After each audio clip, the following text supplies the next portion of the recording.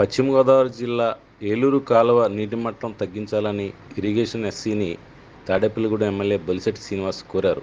తాడేపల్లిగూడెం మండలం నవపాలెం, కొత్తూరు, ఆరుగులను గ్రామాల ఆయకట్టు వర్షపు నీటితో నేటికి ముంపులో ఉందని, ఏలూరు కాలువ నీటి మట్టం తగ్గించాలని ఇరిగేషన్ ఎస్సీని తాడేపల్లిగూడెం ఎమ్మెల్యే బొలిశెట్టి శ్రీనివాస్ అభ్యర్థించారు.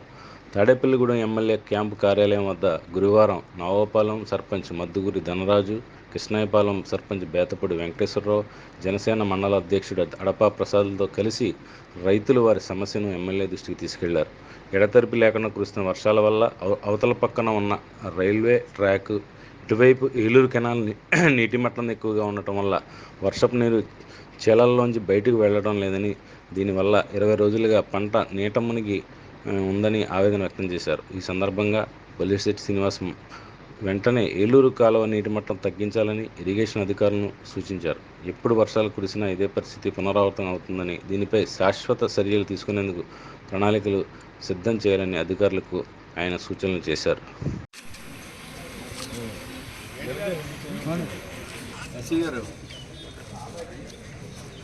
నమస్కారం. ఇప్పుడు ఈ నవాపాలెం ఈ ఏరియాలో వాటర్ బాగా మునిగిపోతుందండి.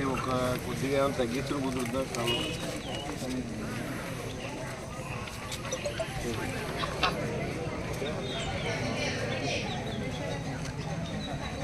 ఎడుగోల ఆఫీస్ నెంబర్ ఇవ్వండి ఒకసారి.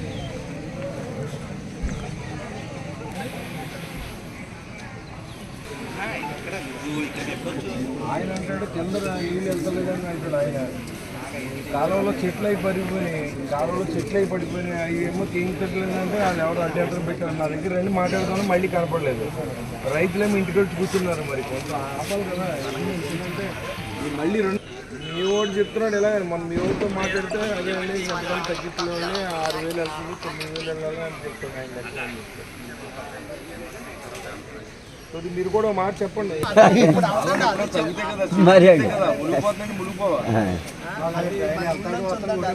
తూర్పుకాడ కాలువ మీద పూసేసిందండి. మొత్తం కాలువ చెట్లేక పూసేస్తే కిందకి నీరు ఎక్కడి నుంచి వెళ్తుంది?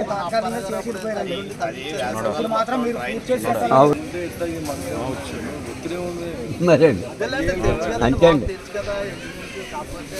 ఎన్ఆర్జీఎస్ వచ్చిందిగా మీకు ఎంతో కొంత 340 ఇబ్బంది ఉంటే మీ గురించి కాదు, న్యాయంగా వేయాలి. మనం సైకిల్ కూడా వెళ్ళకపోతే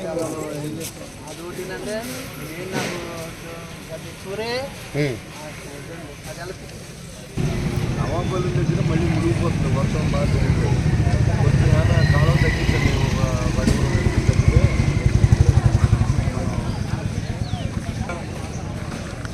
తాగునీరు సాగునీరుకి ప్రయారిటీ ఇవ్వండి. సాగుపోయికి మీరు డబ్బు ఇస్తే ఉపయోగం ఏంటి?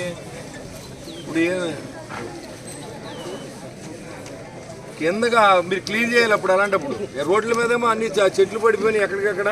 అవన్నీ క్లీన్ చేయకుండా నీళ్ళు వెళ్ళకపోతే కిందకి వెళ్ళకపోతే ఏళ్ళు ఏం చేస్తారు? వీళ్ళు మునిగిపోవాలందుకుని ఏం క్లీన్ చేస్తున్నారు? ఆడెవడో అభ్యంతరం పెట్టాడు, మళ్ళీ రాలేదు. మీ ఓడి కేకేసి మాట్లాడుతూ ఉంటే ఆ చెట్టు అలాగే ఉంది, నీళ్ళు వెళ్ళనివ్వదు.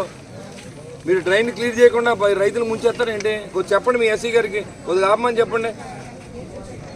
కింద వాళ్ళు వస్తే మాట్లాడదాం. వాళ్ళకి ఇబ్బంది ఉంటుంది. ఒక రోజు ఆపితే ఈ తేలితే ఆ కిందకి వెళ్తే పోయిన తర్వాత ఆపుదాం. అలా అడ్జస్ట్ చేయాలి. కానీ ఆ కింద వాళ్ళు మునిగిపోతుందంటే ఎలాగా? రోజు వర్షం పడితే ఎక్కడ మునిగిపోతుందమ్మా? ఆపండి, కొద్దిగా తగ్గించండి దాన్ని. నిజంగా వాళ్ళ నుంచి గొడవ వస్తే అప్పుడు వీళ్ళకి చెప్పి వాళ్ళు వదులుదాం.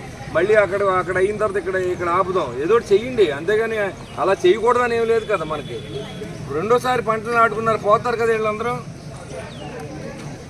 చూడండి, కారు క్లీన్ చేయమనండి. ముందు ఆ చెట్లు తీయించండి.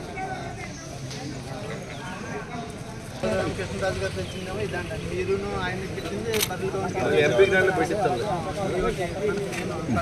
సరే ఆంధ్ర కోరుతుంది కాలం కోసం సార్. బాబు 6,000 వెళ్ళి 4,000 ఇంకో 1000 తగ్గించమన్నాం. కింద రైతు